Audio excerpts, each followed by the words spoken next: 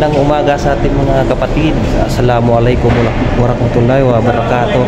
So nandito pala si SG Amil na kababayan ko sa Kumalarang, Zamboanga del Sur.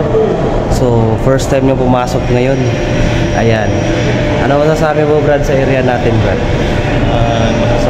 Masasabi ko sa area na to, napakaganda talaga. Kumbaga, hindi ka mabuboring kasi nga may mga kasamahan ka dito. Ayun. Kakilala mo rin. So, ang kailangan lang dito is unawa at saka pahabain mo yung Pasensya. Yung mga kababayan natin dyan sa Kumalarang. Natin dyan sa Kumalarang, pursige lang kayo. Kung gusto nyo mag-apply ng ganitong trabaho, pagpatuloy nyo. Huwag kayong mawala ng pag-asa. Eh, kung para talaga sa inyo, kahit anong mangyari, makarating nyo yun. Ayun.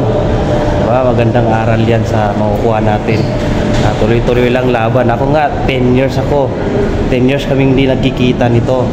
Tagal na rin. Kaibigan. Kapatid kong sa Islam.